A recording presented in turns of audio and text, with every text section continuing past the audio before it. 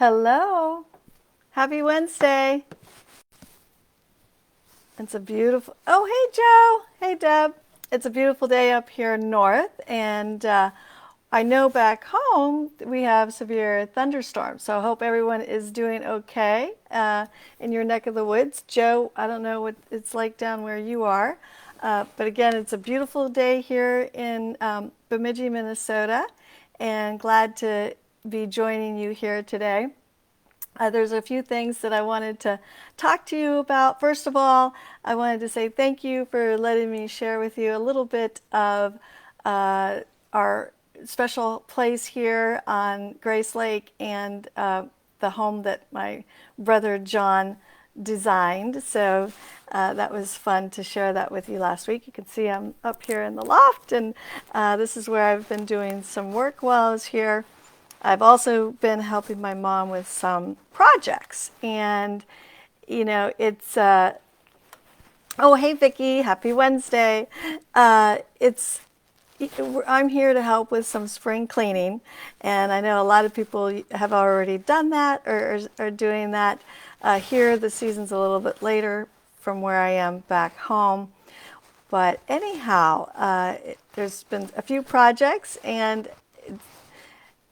it's been so much fun to be here with Mom. It's a little challenging at times because we do miss my dad, and and he did so much.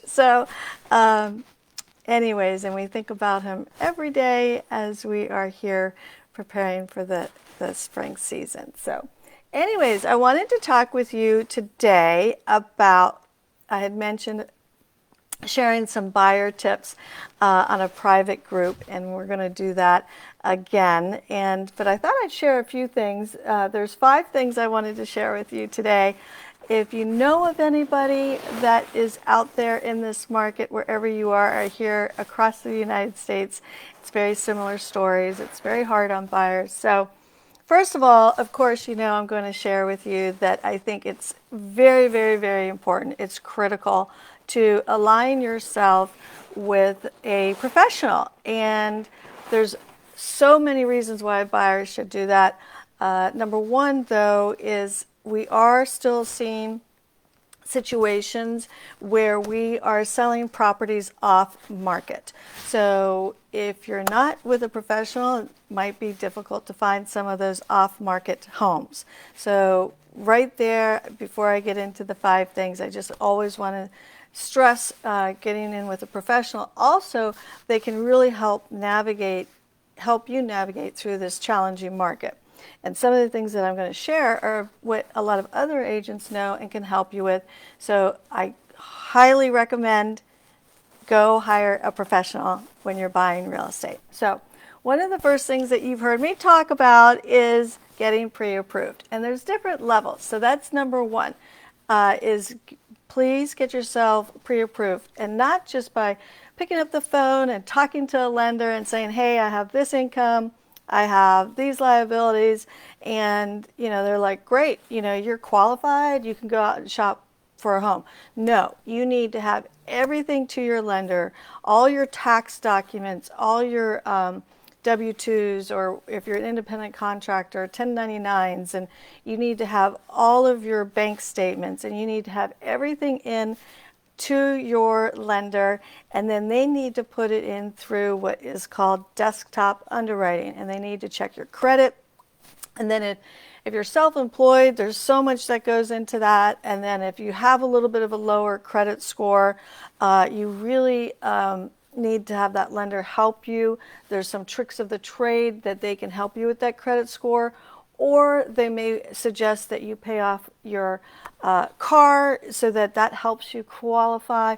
So there's so many things that you need to be doing to set yourself up for success, and really get as tight as you can and all closed up. All you need to do is go find that property, and that's the only thing left in order to get you to closing with your lenders. So you need a very deep level of approval. So pre-approved, pre-approved, pre-approved for a buyer.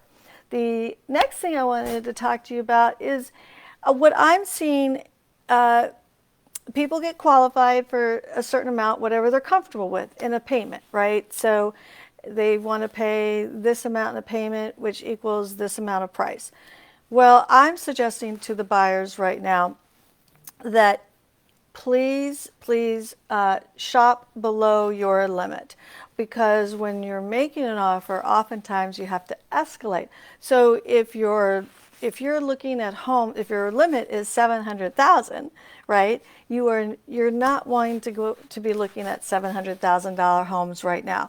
You need to be looking, probably, believe it or not, at a $500,000 home, which gives me to point number 3, and that is changing your criteria. You need to probably adjust your criteria. And what I mean by that is, if you were hoping to get a $700,000 single family, you may end up with a $500,000 luxury townhome. So adjusting your criteria and adjusting your price are two things that can really help buyers. I know it doesn't sound as fun, as because a lot of people want to have a certain idea, but for those that are making those adjustments, they're winning in today's market. So I definitely suggest those two things.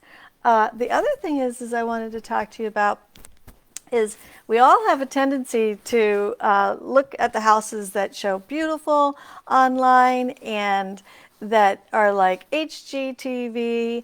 Well, what I recommend is that you look for what I call in the business a sleeper home, one that actually has lingered a little bit on the market.